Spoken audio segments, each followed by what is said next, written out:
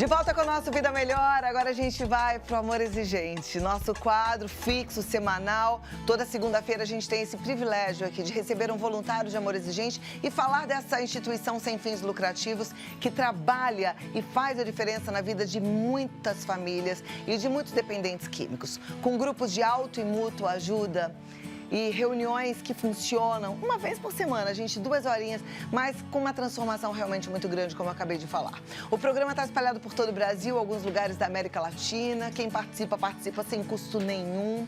E é na simplicidade da troca, das palestras, da vivência que as coisas ali acontecem, viu? Claro que tem profissionais altamente capacitados que fazem parte do grupo de Amor Exigente como voluntário. E esse programa que nasceu com a visão, com amor, com conhecimento, a partir de um programa já existente nos Estados Unidos, que é o Tough Love, pelo Padre Haroldo aqui no Brasil, com a Dona Mara.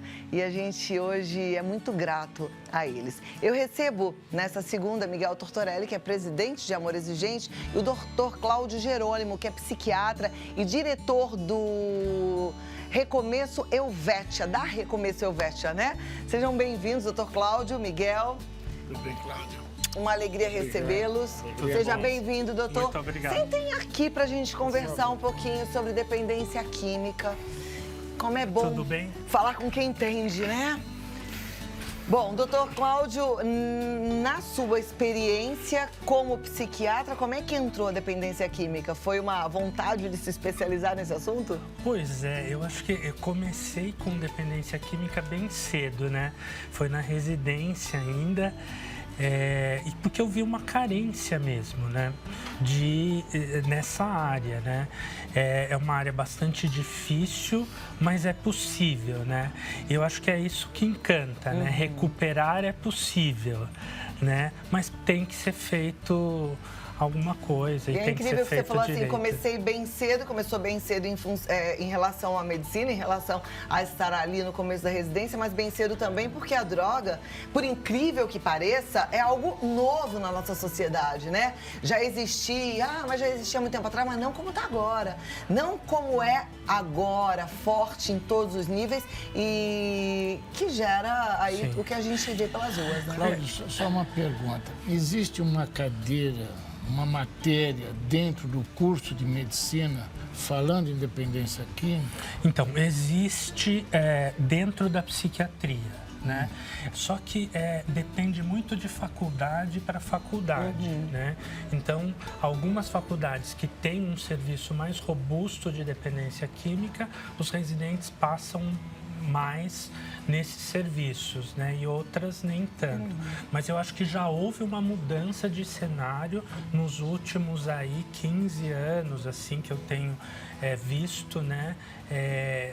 Tanto em treinamento, porque a epidemiologia força isso, né? A gente não tem outro caminho, tem que tratar as pessoas. Tem que se especializar, tem que olhar e tem que aprender sobre, né? Porque as pessoas vão adoecendo com isso e a gente vai sendo demandado a... O Amor Exigente já existe há quanto tempo, Miguel? 35 anos. 35 anos. E ele nasceu com a necessidade, na época uma necessidade até muito focada no álcool, né?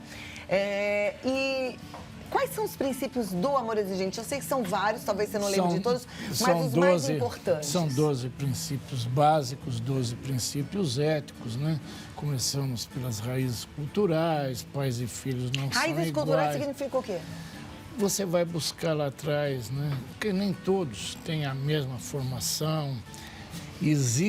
Cada família tem a sua tradição, mas vamos buscar também aquelas famílias que o avô, o bisavô, o pai teve problema com algum tipo de drogas, de álcool, principalmente o que você falou, antigamente era álcool, né? As drogas vieram depois, a maconha na hora que surgiu, hoje é o crack, depois nós vamos falar porque o Cláudio... Então, raízes culturais... Pais e filhos não são iguais. Pais e filhos não são iguais. Eu tenho que ser pai para ele ser filho, tem uma hierarquia. Hierarquia, né? Nós temos... Autoridade e não autoritarismo, né, Miguel? Autoridade e não autoritarismo. São coisas diferentes. Mas o principal comportamento, que é o que muda tudo, amor, que é o 12º, né? Nós estamos em maio, né? Maio é a culpa. Então, a gente tem culpa, tanto o dependente ou o usuário, como a família, carrega essa culpa, acha que tem culpa, onde eu errei, o que eu fiz. Nós temos que mudar para a responsabilidade, enfrentar o problema. Então, você não é culpado, mas você é responsável. E você pegar essa responsabilidade e buscar. Mas tem que ir num grupo de apoio, nós temos que frequentar, é qualidade de vida. Essa é a finalidade dos grupos de amor exigente. Com certeza. Doutor Cláudio tem uma experiência muito grande com crack, né?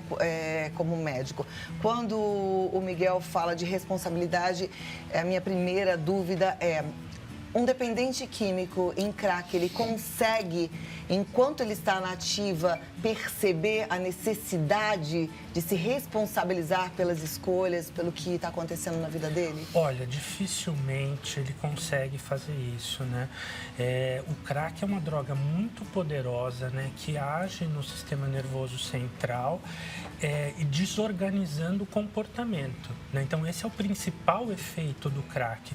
Diferente, por exemplo, do álcool, que vai prejudicando outros órgãos do corpo, né? O álcool, ele está relacionado com 66 tipos diferentes de doenças clínicas, pelo menos, né?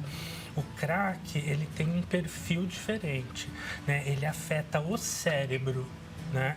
E desorganiza o comportamento, né? Quando ele afeta o cérebro, isso é reversível?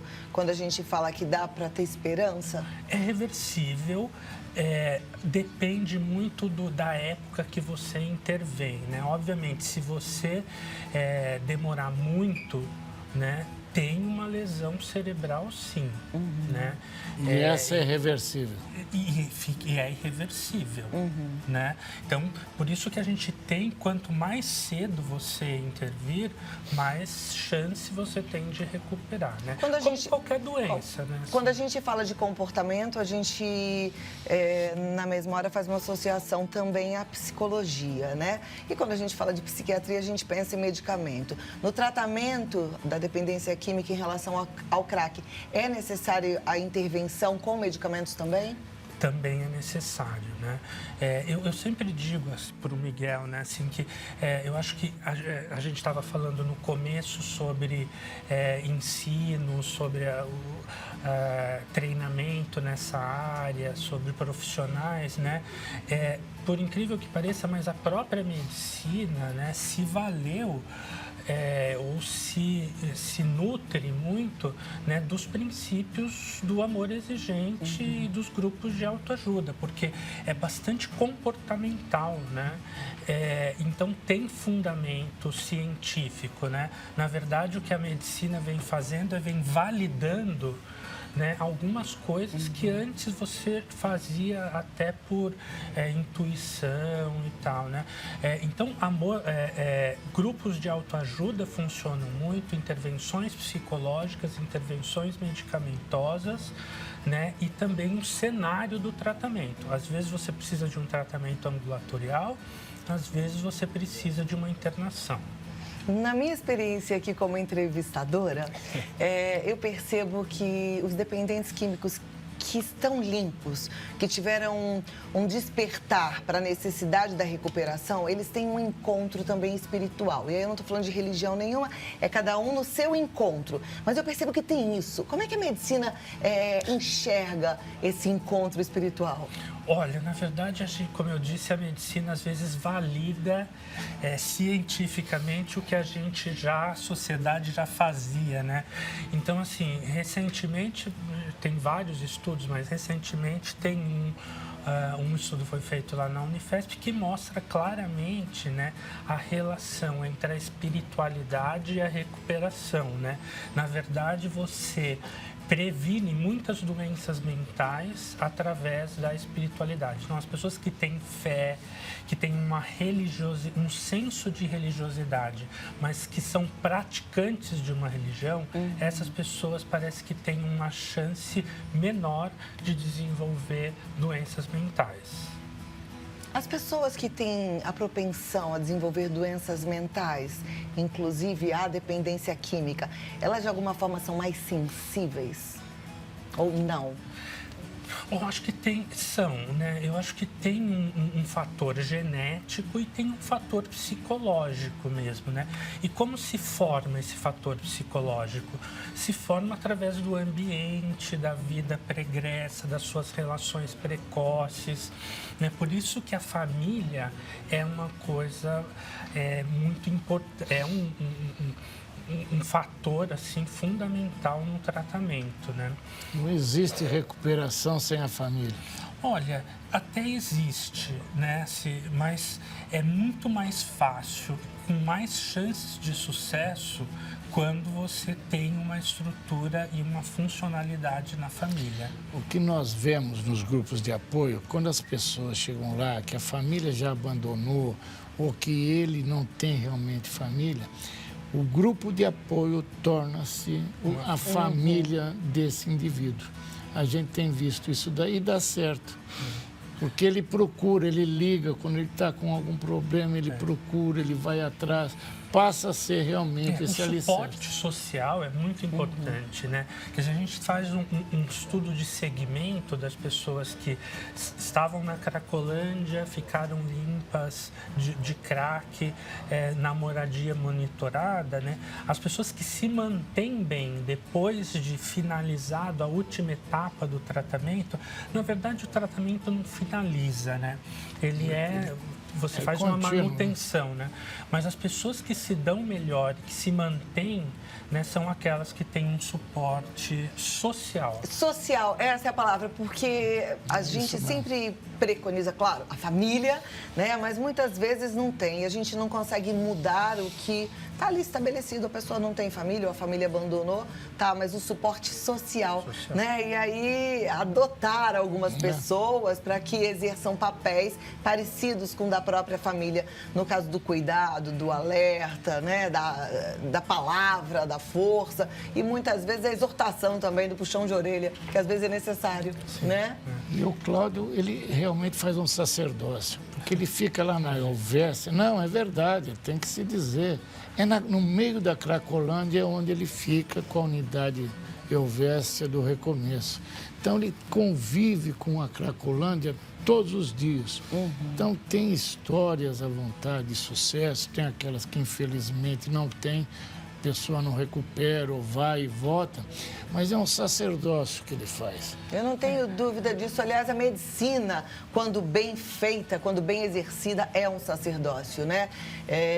Eu acho que a pessoa não torna-se médico, ela nasce médico, quando ela vai ser um médico excelente. Porque tem que ter uma vocação ali. Não é uma brincadeira, né? É uma doação. Parabéns, que lindo. Estava falando do índice de recuperação e ele falou que é grande lá. É mesmo? Se a gente pegar porque assim, o tratamento ele é um processo, né?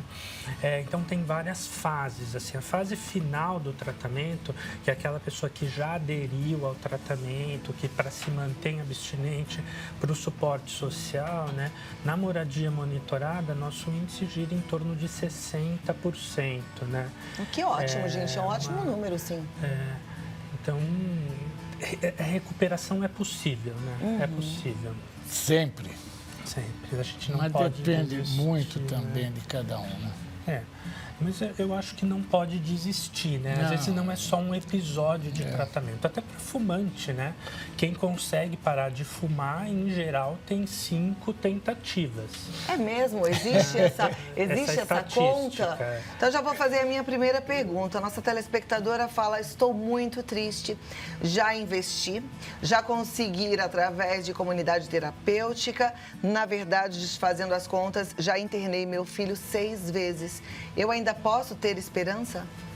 Olha, a gente estava coincidentemente falando disso. Por isso, né? que eu até peguei essa pergunta agora, porque... Porque eu acho que tem que ter esperança, porque é possível, né? Eu acho que a gente não é um único episódio de tratamento que às vezes resolve. É a continuidade do tratamento que resolve, né? Não é um episódio. Até porque, doutor, eu queria entender isso. O tratamento não é a internação em si, é para o resto da vida, né? A internação internação seria o quê? Uma desintoxicação? Tem vários tipos de internação, né? Eu acho que tem a internação para crise mesmo, que é para desintoxicar, e tem uma internação mais social, que a gente chama, que é a comunidade terapêutica, né? É quando ele já voluntariamente aceita ficar ali. Ok. Tem uma pergunta aqui que diz assim: o médico está falando do crack, mas a minha família não chegou ao crack, mas quase morreu de overdose no uso abusivo de cocaína e lança-perfume. Ele poderia falar um pouco do lança-perfume, droga antiga, que voltou ao meio de forma fatal. Muitos e muitos jovens morrendo de overdose com o uso dessa droga e a população não tem conhecimento. Puxa, eu agradeço muito trazer esse problema à tona, porque realmente falta conhecimento. Só um parênteses. Essa lança-perfume de hoje não tem nada a ver com a lança-perfume antiga. O Dr. Cláudio vai explicar o que é isso aí. São inalantes, né? E aí tem vários tipos de inalantes que você pode usar abusivamente, né? E assim, muito bem lembrado isso, né? Eu acho que o crack, ele nos salta aos olhos, né? Por conta do perfil de problemas que as pessoas têm. Mas em termos de números de usuários, né? O álcool é muito grande ainda, né? E você tem os usuários de inalantes. De fato, o inalante é perigoso, né? Porque ele rebaixa o funcionamento cerebral como um todo, né? Podendo atingir áreas vitais do cérebro, né? Como o tronco encefálico, que está o comando de batimento cardíaco, pressão arterial, né? E respiração, né? Então a pessoa pode ter uma parada mesmo cardíaca, respiratória, por conta de inalante. E qualquer inalante, porque às vezes a pessoa fala assim: mas esse daqui eu trouxe lá do Paraguai, esse é bom, esse está escrito. Não, Olha, tudo igual. Eu costumo dizer, no ponto de fazer mal. Inalante é inalante, né? Então, eu costumo dizer também assim, que a gente não tem nenhum controle de qualidade, né? Em droga, então você nunca sabe exatamente o que tem. E às vezes eles batizam um nome comercial de algum inalante para virar da moda, né? Então, uns anos atrás, alguém disse: surgiu uma nova droga que era o B25, por exemplo. Não é uma nova droga.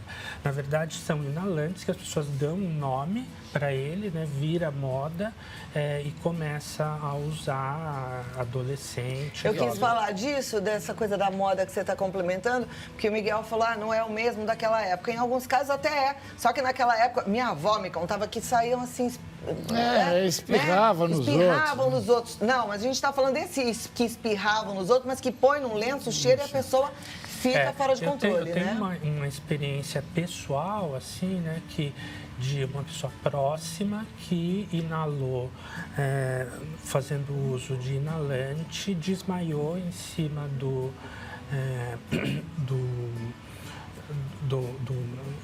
lenço que ele inalava e veio a óbito um jovem, né? Na época era um amigo meu, e veio a óbito, né? Então, pode vir a óbito. Deixa eu pegar um gancho. Eu estive no Santa Marcelina há um ano atrás e eles me disseram que todo final de semana 2, 3 pessoas vão intoxicados, loló, lança, o nome que dão para esses inalantes. E 2 óbitos por mês com o problema desses inalantes. Olha lá, isso é muito sério, né? Tem outras perguntas aqui. Uma também anônima. Uma pessoa que é agressiva, ela pode parar de ser agressiva quando usa drogas? Olha, em geral, a droga piora, né? A agressividade, porque desorganiza o comportamento.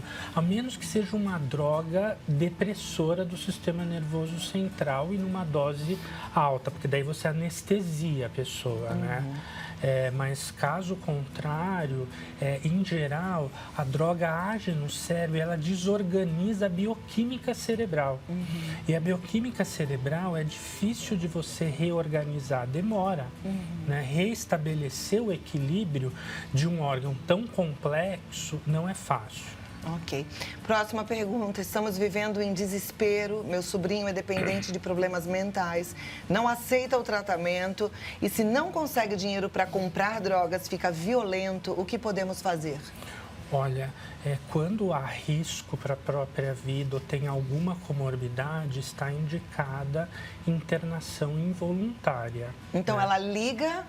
Ela precisa procurar um CAPS, não sei de que região ela é, não se identifica. Né? E colocar essa possibilidade, falar com o médico que está insustentável.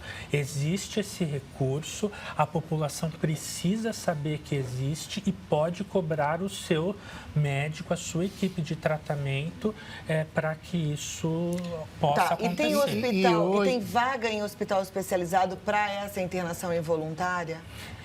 Existe, é pouco, né? Eu acho que a gente pode melhorar nesse aspecto, né?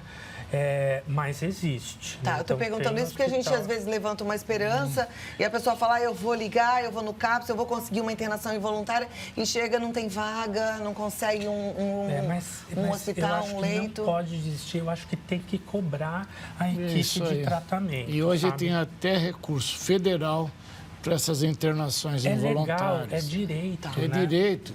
Olha, tem uma pergunta aqui, e ela prefere também não falar o nome. Ela diz, eu sou de Limeira, eu e meu esposo usamos cocaína. O que posso fazer? Não aguento mais essa vida. Olha, eu começaria dizendo para ela buscar um grupo de autoajuda.